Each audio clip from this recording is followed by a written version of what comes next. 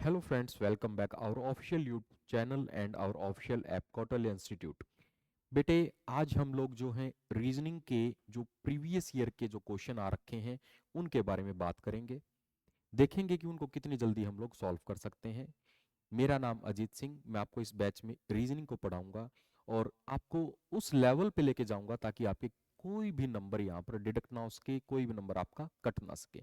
चलिए बच्चे शुरू करते हैं। इससे आपको ये भी पता चलेगा कि जो प्रीवियस ईयर पढ़ने के बाद जो आपको ये क्लियर हो जाएगा कि आपके किस लेवल के एग्जाम आपको देखने को मिलेगा, रीजनिंग के कौन से लेवल के क्वेश्चन आपको देखने को मिलेंगे। चलिए बच्चे शुरू करते हैं आज का पार्ट। तो बच्चे फर्स्ट क्वेश्चन है आपका यहाँ सीरीज से। सीरीज में जो फर्स्ट क्वेश्चन आप लोगों के सामने दिया गया है इसमें लेटर का भी यूज करा गया है और साथ में डिजिट का भी यूज करा गया है। तो लेटर को लेटर से मैच करना है और डिजिट को डिजिट से मैच करना है। Is that clear? तो फर्स्ट अगर हम लेटर की बात करें 1, मैं पहले से वैल्यू लिख रहा हूं B2, E5 और J वैल्यू 10।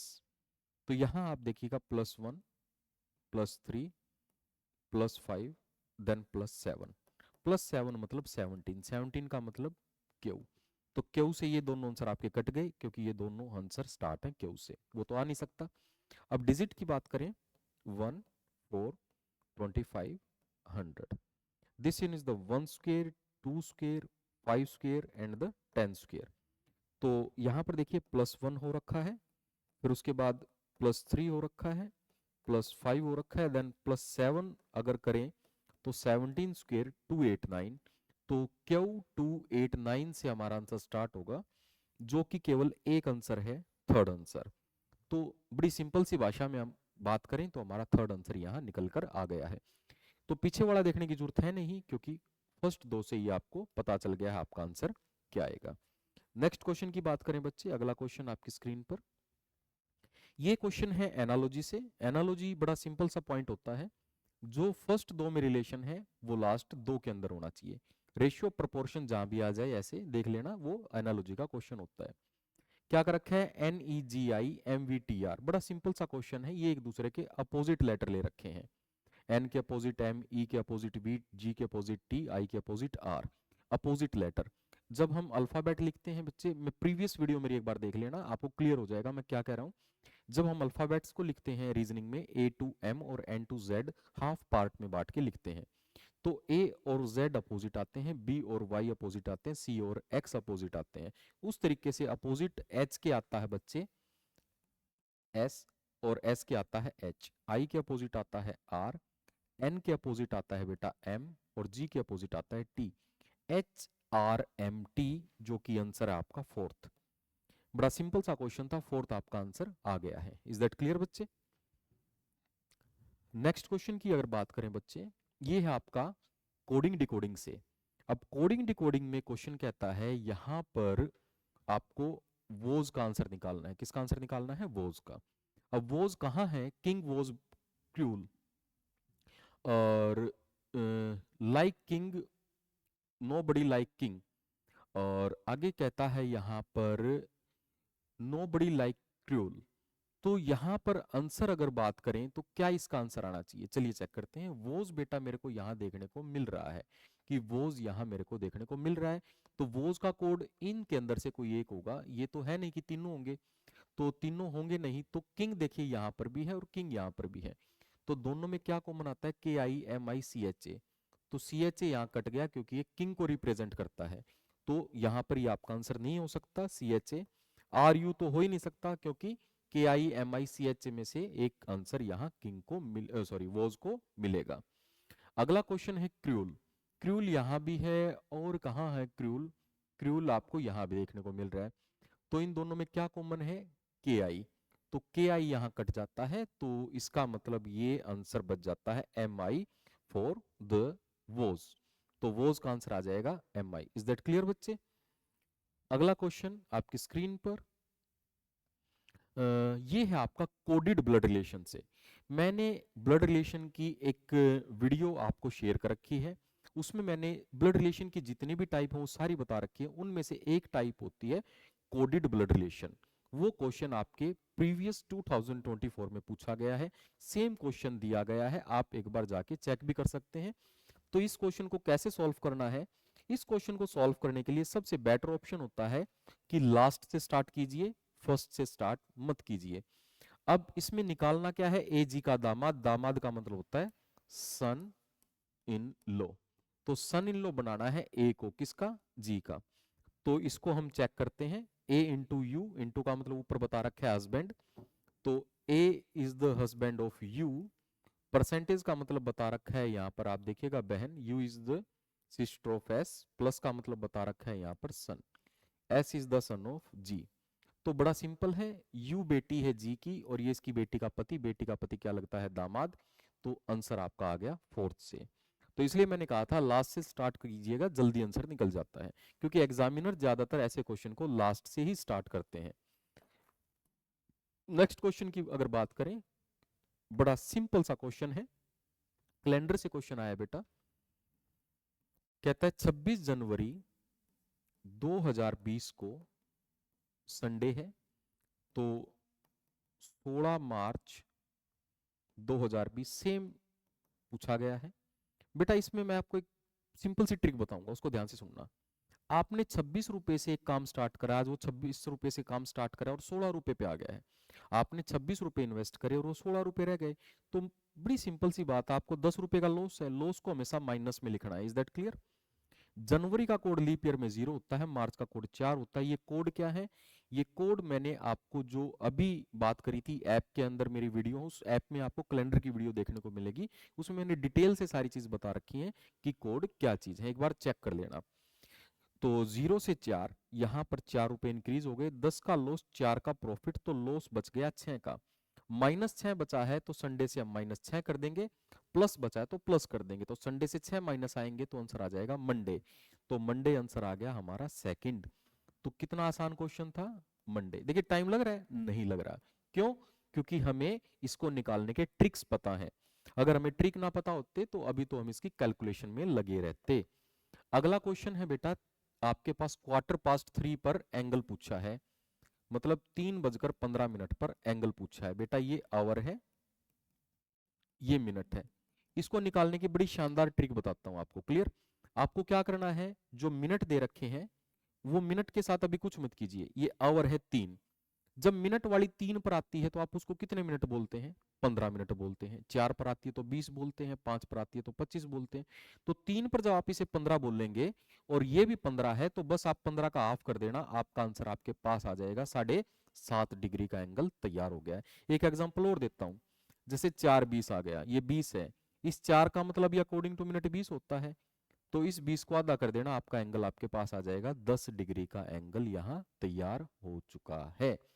अब जैसे 6:30, तो सिंपल सही बात है, 6 का मतलब भी 30, इसका मतलब भी 30, तो 30 का अदा कर दीजिए, सिंपल 15 डिग्री का आंसर आपके पास आ चुका है।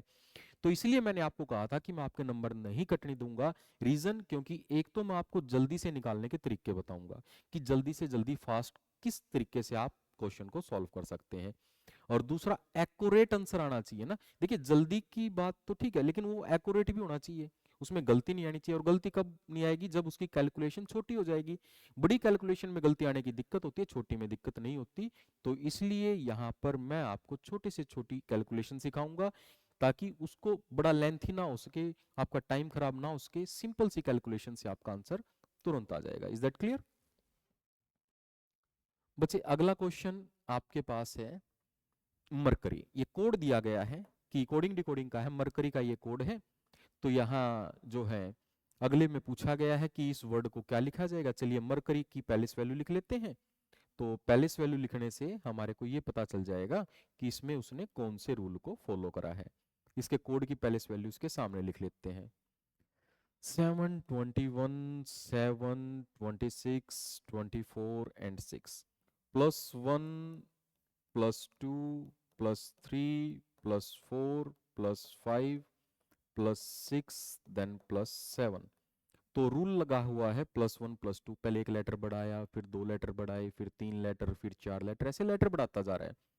तो अब पूछे गए वर्ड को अगर हम कोड दें, तो इसको हम लिख लेते हैं, यहाँ इसके वैल्यूज को लिख लेते हैं और सॉल्व करते हैं। सबसे पहले +1, देन +2, देन +3, देन +4, देन +5। एक बार इतने से ही देख लेते हैं, क्या पता यहीं से आंसर आ जाए। FPWES, FPW, ये आंसर कट गया। FPWE, FPWE, FPWE गलत। FPWES यहाँ भी है, यहाँ भी, यहाँ तक सेम है। तो अगले से ही पता चल जाएगा, बड़ा सिंपल सा है। +6 हम यहाँ करेंगे। 13, 13 का मतलब होता है M, तो M ये कट गया है, आपका आंसर आ गया सेकंड। बस सिंपल सा क्वेश्चन है, पहले से वैल्यू लिखिए, सिंपल सी आंसर आपको मिल जाएगा। आंसर क्या आ गया आपका यहाँ सेकंड, इसका आंसर आ गया था। Next question. तो the problem given below consist of a question and two statement number 1 and 2. You have to decide whether the data provided in the statement are sufficient to answer the question. Okay, ये आपको कहता है कि ये आपके पास question है, ये data है, इस क्वेश्चन का आंसर निकालने के लिए कौन सा डाटा जो है यहाँ सफिशिएंट रहेगा। तो कौन सा डाटा सफिशिएंट रहेगा, चलिए एक बार चेक करते हैं, या तो फर्स्ट या सेकंड या दोनों। कह रहे जी फर्स्ट रहेगा, सेकंड रहेगा, दोनों, या दोनों से ही आंसर आ सकता है, एक बार चेक कीजिए। तो पूछता है हाउ मेनी सिस्टर सन्नी है, सन्नी की कितनी बहनें हैं। सन्नी अपने माता पिता का इकलौता लड़का है। तो फर्स्ट स्टेटमेंट कहती है सन्नी जो है अपने पेरेंट्स का अकेला लड़का है, लड़का अकेला है, तो बहनें तो पता नहीं चली।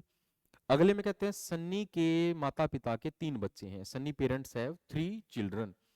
तो ये तो लड़का है, तो एक तो लड़का है, तो इसका मतलब 2 क्या है, लड़कियां हैं। तो यहां दूसरी को जब मैंने फर्स्ट के साथ ऐड करा तो मुझे पता चला कि सन्नी के भैया कितनी बहनें हैं, 2 बहनें हैं, और दोनों को जोड़ने से पता चला है। तो आंसर आएगा third statement 1 and 2 together are sufficient to the answer the question. Clear हो गया कि दोनों स्टेटमेंट रिक्वायर्ड है आंसर को निकालने के लिए, किसी एक से नहीं निकल सकता। अगला क्वेश्चन, वो तो हिंदी ही है उसी का। अब अगला क्वेश्चन है यहाँ, एक लड़का अपने घर से निकलता है साउथ में 6। बड़ा सिंपल सा एक ट्रिक बताता हूं मैं। तो देखिए साउथ में कितना गया 6, डायरेक्शन का नाम लिख लीजिए 6। उसके बाद वेस्ट में कितना गया 8, साउथ में कितना गया 9। अब यहां याद रखना जो सेम डायरेक्शन है वो प्लस हो जाएंगी, अपोजिट डायरेक्शन माइनस हो जाएंगी, और जब 2 डायरेक्शन ऐसी रह जाए जो ना सेम हो ना अपोजिट, वो पाइथागोरस थ्योरम में कन्वर्ट हो जाएंगी। सेम का मतलब नॉर्थ का सेम नॉर्थ, अपोजिट का मतलब नॉर्थ का अपोजिट साउथ। तो साउथ और साउथ सेम है तो ये प्लस हो जाएंगी यहां, और प्लस होकर ये 9 जा मिलेगा इस 6 में, तो ये हो जाएगा 15। अब साउथ और वेस्ट ना अपोजिट है ना सेम है, तो किस में कन्वर्ट हो गई, पाइथागोरस थ्योरम में। पाइथागोरस थ्योरम में आपको निकालना क्या है, यहाँ 3 चीजें, बेस, हाइपोटेनस और परपेंडिकुलर में से क्या निकलेगा। देखिए ये दोनों डायरेक्शन अगर ध्यान से देखी जाए तो बेस और परपेंडिकुलर को शो करती हैं, तो आपको हाइपोटेनस निकालना है। एक ट्रिक बता रहा हूं मैं आपको, ये इसको डायग्राम से भी बना के दिखाऊंगा। तो 15 square plus 8 square 225 plus 64, it means 289, and 289 it is square of 17। तो ये 17 का स्क्वायर होता है, तो 17 की दूरी है, ये दोनों आंसर में 17 है, लेकिन दोनों नहीं हो सकते। इन दोनों डायरेक्शन में हम एक साथ जोड़ते हैं साउथ वेस्ट, तो स्टार्टिंग पॉइंट से साउथ वेस्ट में खड़ा है, तो ये आंसर कट गया, आंसर आ गया बी। अब इसको अगर हम डायग्राम से निकालने की कोशिश करें, डायग्राम से समझाने की कोशिश करें, तो डायग्राम क्या कहता है भैया कि साउथ में गया वो भैया 6, वेस्ट में गया 8 और साउथ में गया 6। अब ये उसकी डिस्प्लेसमेंट है। अब डायरेक्शन की बात करें, ये साउथ ये वेस्ट, तो डायरेक्शन साउथ वेस्ट, बिल्कुल साउथ वेस्ट है। और दूरी की बात करें, ये 6 यहां पर ये 8 है। अब 8 नीचे उतारते हैं, 6 इधर लेके जाते हैं, तो 12 का स्क्वायर प्लस 8 का स्क्वायर, पाइथागोरस थ्योरम लग गया है। 144 64, तो 6 और 6 12 था, 6 सॉरी 9 था, 9 ये 9 था, 9 ये मैंने 9 लिखना था, ये गलत लिख दिया, तो ये 9 इधर आ जाएगा।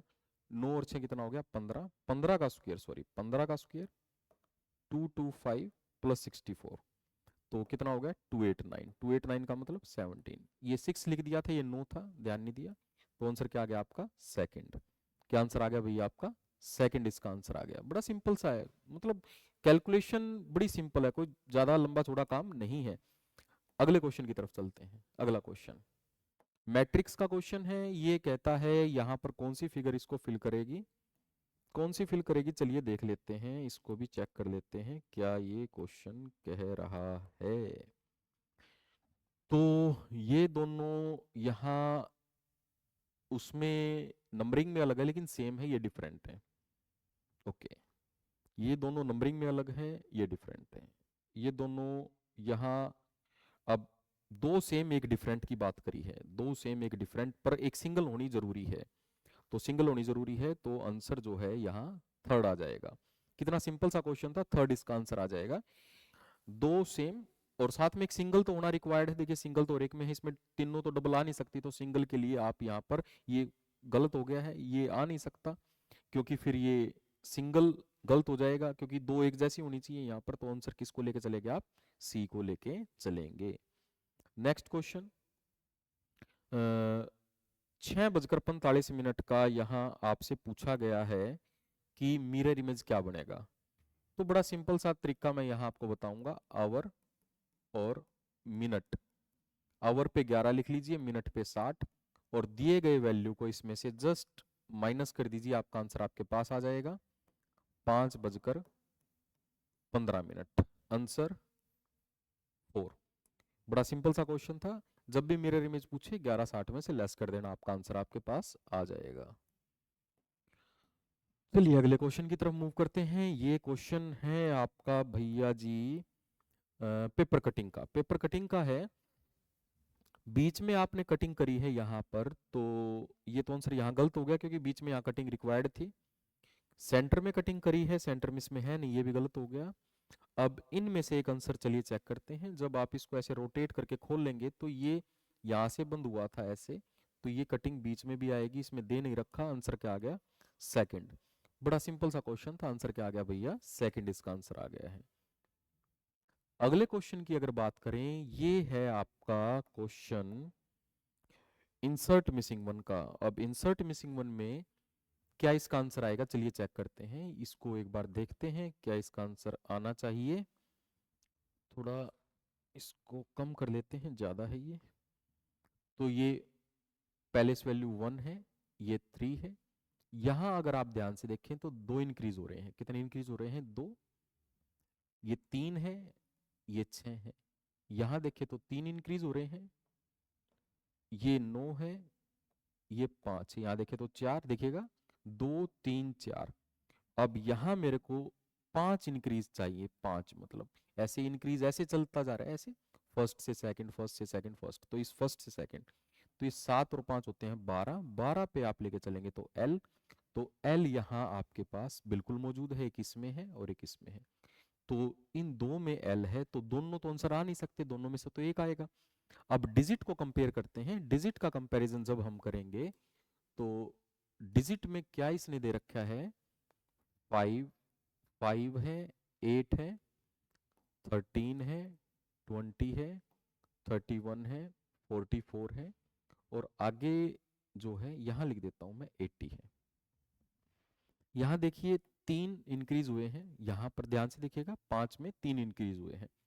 उसके बाद जो है 5 और 3 8, फिर 5 इंक्रीज हुए हैं, फिर 7 बढ़ गए हैं, फिर उसके बाद 11 बढ़ गए हैं, उसके बाद यहाँ 13 बढ़ गए हैं। अब ध्यान से देखिए 3 5 7 11 13 ये प्राइम नंबर है, तो 13 से आगे जब मैं निकलूंगा, 13 से अगले प्राइम नंबर की तरफ निकलूंगा, 14 15 16 ये तो है नहीं, तो कितना हो जाएगा यहाँ भैया, 17 आपका प्राइम नंबर आ जाएगा। तो 17 अगर मैं 40 में ऐड कर देता हूँ, 17 अगर मैं 40 में ऐड कर देता हूँ तो 61 मेरे को रिक्वायरमेंट है, 61 रिक्वायरमेंट है। ये 61 यहाँ मेरे को दे रखा है इसमें, इसमें पर ये तो एल आना चाहिए था, ये तो कट गया था, तो सिंपल सा आंसर क्या आ गया, 61 एल, मतलब आपका आंसर आ गया सेकंड। बड़ा सिंपल सा है, डिजिट को डिजिट से कर दिया, लेटर को लेटर से कर दिया। नेक्स्ट क्वेश्चन आपके पास क्या कहता है, चलिए चेक करते हैं इस क्वेश्चन को। 3 6 10.5 17 26, यहाँ 3 जो है इंक्रीज जो है हुए हैं, 3 का इंक्रीज हुआ है। उसके बाद अगर चेक करें 4.5 फिर 6.5, ध्यान से देखें तो इंक्रीज होता जा रहा है पॉइंट। अगले पॉइंट की तरफ अगर इंक्रीज हम देखें तो यहां हो गया है आपका 9। तो पॉइंट बढ़ते जा रहे हैं, पहले 3 फिर 4.5 फिर 6.5 फिर 9। अब अगर बात करें तो 11.5 को यदि हम इसमें ऐड करेंगे, 26 प्लस 11.5, 5 7 37.5, आंसर नहीं है तो आंसर आ गया इनमें से कोई नहीं, नन ऑफ दीज। सिंपल सा क्वेश्चन था, आंसर आ गया नन ऑफ दीज। अगले क्वेश्चन की तरफ मूव करते हैं। अगला क्वेश्चन आपकी स्क्रीन पर, यदि ऋतु जो है दोनों तरफ से 10 नंबर पे है तो इस पंक्ति में कितनी लड़कियां हैं?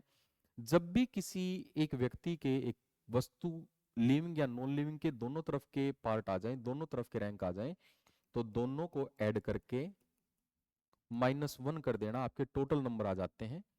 तो टोटल नंबर आ जाते हैं। तो कहता है यदि ऋतु अपनी पंक्ति में दोनों तरफ से 10वें स्थान पर है तो 10 और 10 20, -1 19, तो आंसर आ गया इनमें से कोई नहीं। इसका आंसर भी है नन ऑफ दीज, अर्थात नन ऑफ दीज, इनमें से कोई नहीं।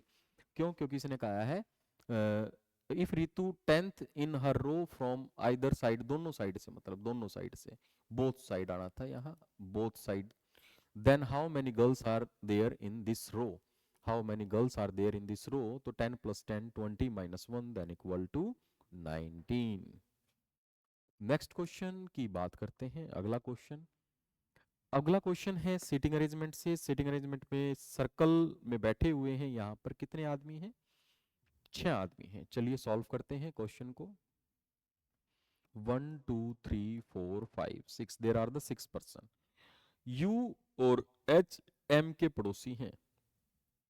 तो एम जो है यू और एच दोनों का नेबर है। तो m जो है u और h दोनों का नेबर है, तो इस तरीके से हो सकता है, या एक प्रोबेबिलिटी यहाँ ये भी बन सकती है, उसको भी साथ में मैं बना लेता हूं, ये वाली, जो u और h m के नेबर हैं, तो u इधर भी आ सकता है और h इधर भी आ सकता है। ये दो प्रोबेबिलिटी यहाँ बनने को तैयार है। कहता है u और h, u और h m के नेबर हैं, u और h m के नेबर हैं। बड़ा सिंपल क्वेश्चन। k और s के बीच में e बैठा है, तो e बैठा है k और s के बीच में, तो यहां E बैठा है, इसको हम ऐसे ले लेते हैं K और S के बीच में। तो कहता है H S के बिल्कुल राइट है, जो H है वो S के बिल्कुल राइट है। तो इसमें तो जो H है वो S के लेफ्ट हो गया है, इसमें राइट हो गया, तो ये आपका आंसर क्लियर हो गया है। अब कहता है U के राइट कौन है? U के राइट में बैठा है K। U के राइट में कौन बैठा है? K बैठा है। सिंपल सा क्वेश्चन था, U के राइट कौन बैठा है? K बैठा हुआ है। नेक्स्ट क्वेश्चन कहता है भाई इस फिगर से कौन सी फिगर बनाई जा सकती है? 3 लाइनें हैं, इसमें आपके पास जो है भैया 3 लाइन दे रखी हैं, तो 3 लाइन तो होना रिक्वायर्ड है। तो ये तो 4 हो गई, ये गलत है। ये इसमें 2 डॉट भी हैं, ये भी गलत हो गई। इसमें 2 लाइनें गलत हो गया, तो आंसर क्या आ गया आपका? थर्ड इसका आंसर आ गया है। बड़ा सिंपल सा क्वेश्चन था, उम्मीद करता हूं आपको अच्छे से क्लियर हो गया होगा, कोई लंबा चौड़ा काम नहीं था। अगला क्वेश्चन है सैलोलिज्म से। क्या इसमें कहता है no keyboard is a mouse, ये कोई कीबोर्ड क्या नहीं है? माउस नहीं है। ऑल माउसेस आर कंप्यूटर, सारे माउस क्या है? कंप्यूटर है। ऑल कंप्यूटर आर लैपटॉप, और सारे कंप्यूटर क्या है भाई? लैपटॉप है। याद रखना ये नहीं है, कीबोर्ड माउस नहीं है, पर माउस कंप्यूटर और लैपटॉप है। तो अब कंप्यूटर लैपटॉप कीबोर्ड है या नहीं है इसके बारे में बता नहीं रखा, तो चलिए स्टेटमेंट को पढ़ने के बाद कंक्लूजन पे आते हैं। All mouses are laptop, all mouses are laptop, जी ये बात तो बिल्कुल आपकी सही है, सारे माउस लैपटॉप में आते हैं, इसमें कोई दो राय नहीं है। All computer can never be keyboard, हाँ सारे कंप्यूटर कभी कीबोर्ड क्यों नहीं हो सकते? क्योंकि अगर सारे कंप्यूटर कीबोर्ड हो जाएंगे तो माउस भी उसमें चले जाएंगे, और माउस कीबोर्ड हो नहीं सकते। तो ये बात भी आपकी बिल्कुल सही है, तो आंसर आ गया इसका 4। 4 का मतलब दोनों आंसर इसके बिल्कुल सही हैं, बिल्कुल करेक्ट हैं, दोनों के दोनों इसके बिल्कुल करेक्ट हैं। ये इसका हिंदी पार्ट है। तो भैया अभी जितना भी बेटे मैंने आपको कराया उसमें आप देख सकते हैं कि क्वेश्चन किस लेवल के थे, कौन सा लेवल उसने यूज करा है। बिल्कुल ना तो हम ये कह सकते कि बिल्कुल ही नोट डाउन था, हाँ इतना भी नहीं था, आप क्वेश्चन को आराम से सॉल्व कर सकते हैं, कोई दिक्कत नहीं है। सारे के सारे क्वेश्चन इजी वे से सॉल्व हो रहे थे। अभी हमने जो 20 क्वेश्चन करे बड़े सिंपल से क्वेश्चन थे, कोई लंबी चौड़ी बात नहीं थी, और ट्रिक के साथ भी करे हैं। जितने भी क्वेश्चन यहाँ कराऊंगा मैं वो सारे के सारे आपके टाइम को सेव करेंगे, राइट। क्यों? क्योंकि मैं आपको ट्रिक बताऊंगा उन क्वेश्चंस की कि उनको जल्दी से जल्दी कैसे सॉल्व कर सकते हैं। उम्मीद करता हूं आज के सेशन में आपको पता चल गया होगा कि आपके सीयूटी के एग्जाम में जो रीजनिंग का सिलेबस है वो किस लेवल तक का आता है।